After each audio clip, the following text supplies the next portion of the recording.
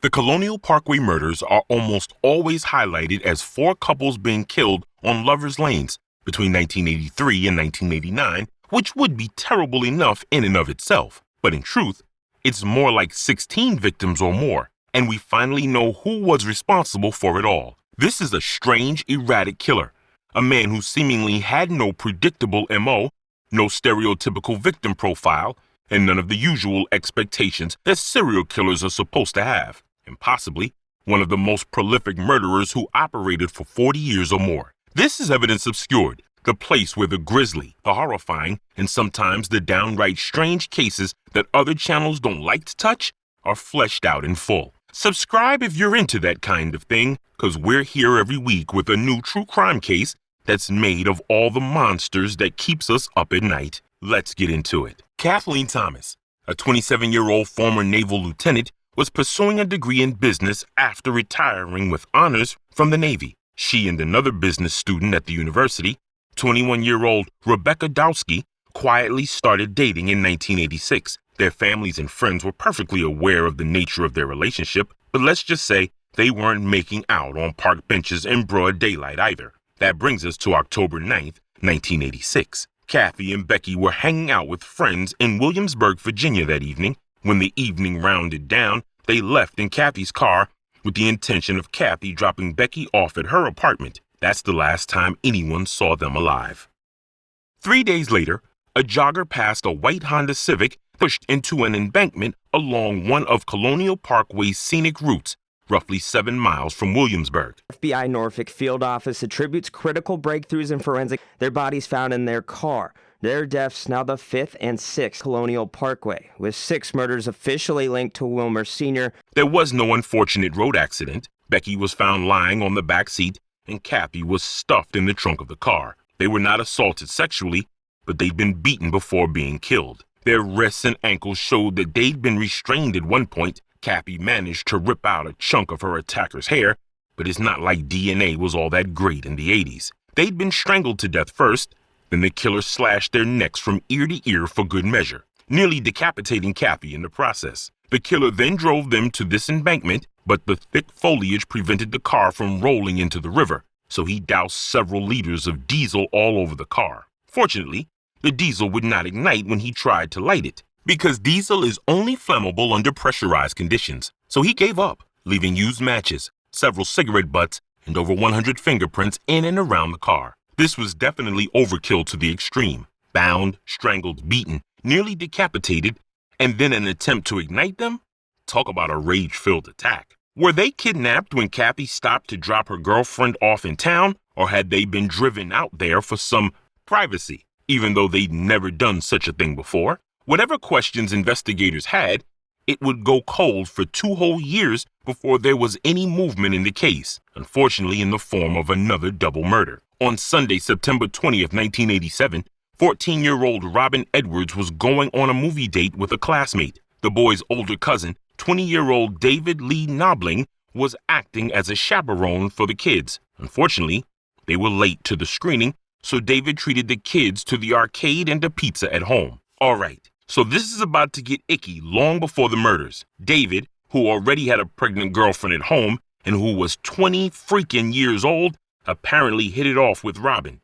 Ew. He dropped Robin off at home at 11:30 and took the boys home. It's assumed that somewhere throughout the night, David and Robin made plans to meet up at a lover's lane. The next day, just as Robin's parents discovered that she was not in her bed, David's truck was spotted near the James River, parked with its doors open, the wipers on, the engine running, and even the radio was playing. The car was only 20 miles away from where Kathy and Becky were killed. Inside was David's wallet and jacket, both their shoes and 2 pairs of underwear. All of the clothes were neatly folded, like they'd been staged that way. But there was no sign of either David or Robin. 2 days later, a jogger came upon Robin's body floating in the James River, dressed in her jeans and t-shirt. David was 100 yards away, dressed in only his pants. Wilmer Sr.'s DNA from being entered into the FBI's national database, CODIS. Even though David had been shot once in the shoulder, presumably when he tried to escape, and then again in the head. Robin was shot in the temple execution style. Her remains showed that she'd been sexually assaulted. The injuries were not consistent with a consensual interaction with David. This was a brutal assault by her killer.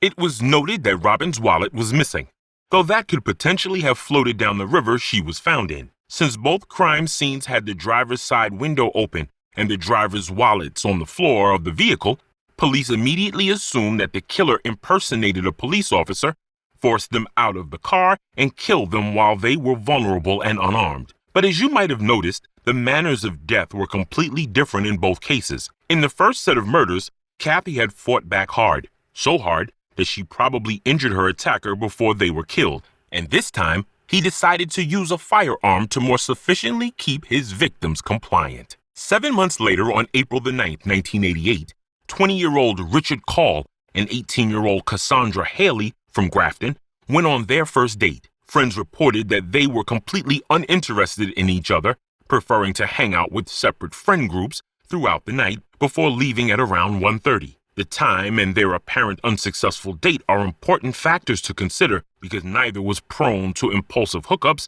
and they left with just enough time to meet Sandy's curfew, something she was never late for. They were almost certainly not going to stop for a little hanky-panky along the way. Yet neither arrived home, and Richard's car was found the next day at York River Overlook on the Colonial Parkway, just 2 miles from the first crime scene. Ironically, it was Richard's own father who saw the vehicle first on his way to work, but Mr. Call just assumed his son had taken his date to the lookout point for a romantic stroll and left the scene. The park ranger that came by later, on the other hand, was alarmed. The disarray inside the car was pretty typical for a college student. Beer can, some wrappers, but Richard's wallet, his car keys, and both of their shoes should have been with the owners of the vehicle. Then there were the clothes, again, neatly folded and placed on the back seat.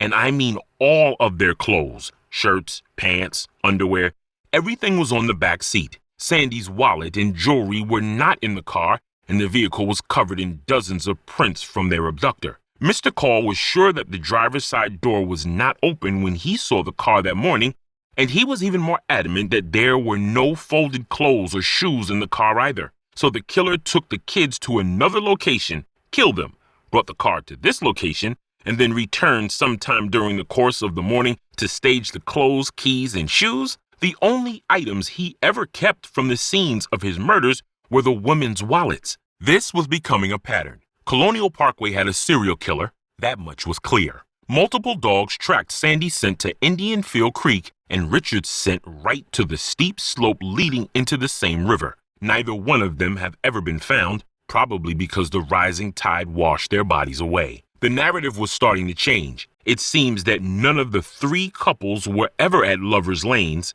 They'd been kidnapped elsewhere, their bodies dumped separately, and their cars placed at lookout point locations in the park. Unfortunately, the questions weren't going to stop coming just yet. A year later, in September of '89, Anna Marie Phelps, 18, and Daniel Lauer, 21, vanished. Daniel had recently moved in with his brother, Clint, in Amelia County, and wanted to drive to Virginia Beach early that morning to pick up some of his possessions from his parents' house.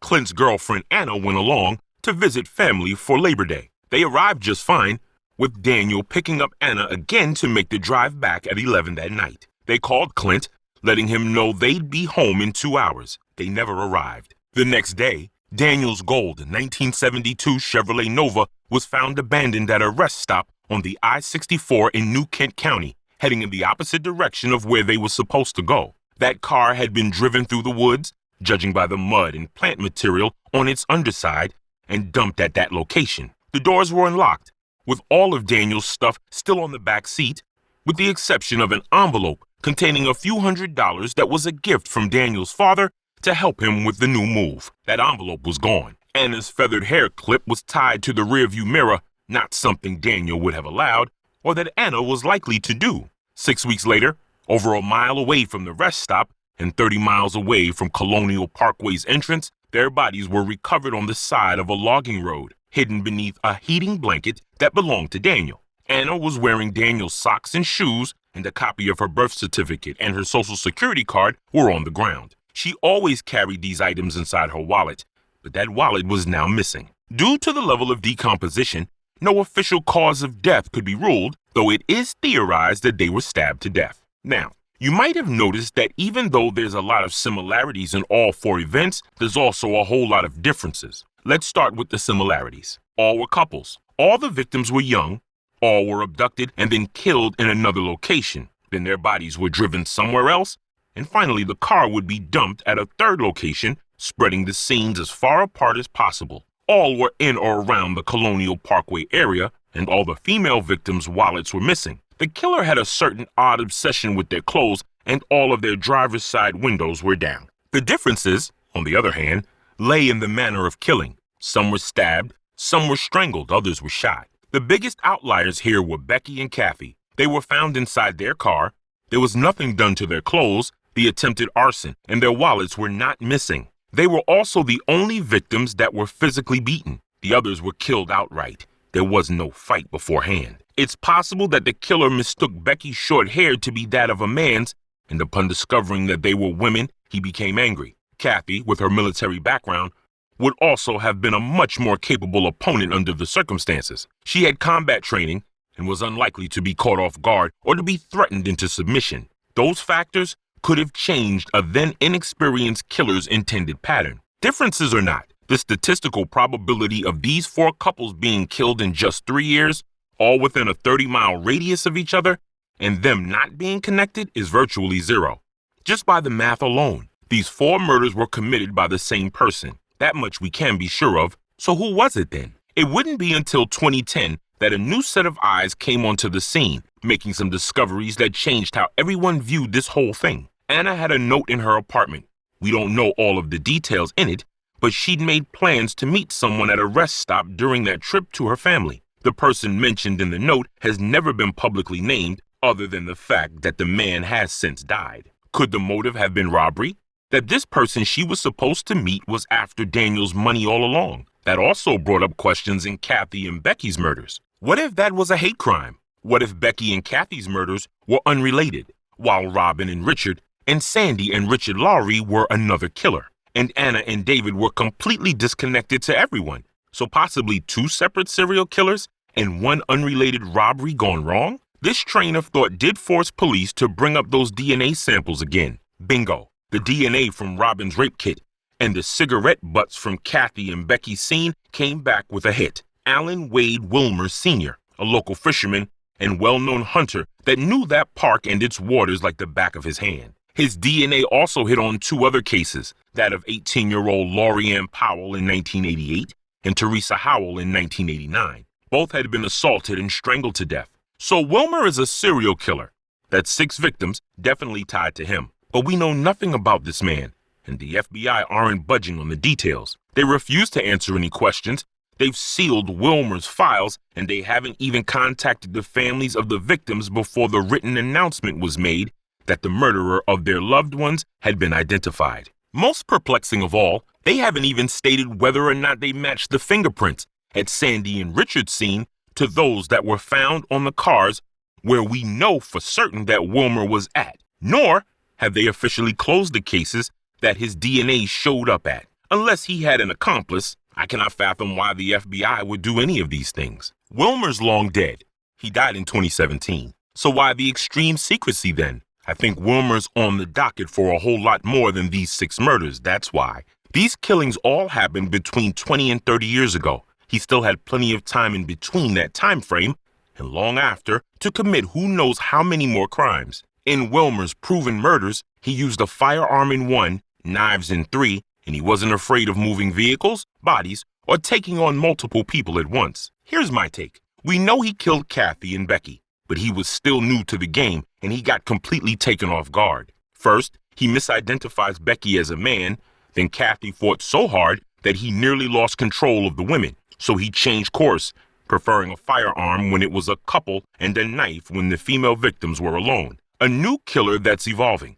That's what it sounds like to me. He then killed Robin and David, taking Robin's wallet and staging the clothes. He then moved on to Laurie Powell and Teresa Howell, and most likely Sandy and Richard's murders too, because Sandy's wallet was gone and the car and clothes were staged. The only outlier here is Anna and Daniel, which happened outside of the Colonial Parkway killer's preferred grounds, and there's a reason to believe that this was motivated by robbery. It's the wallets and the clothes that seals this for me. I think it's Wilmer for all the murders besides Anna and Daniel, and probably a whole lot more that we don't know about.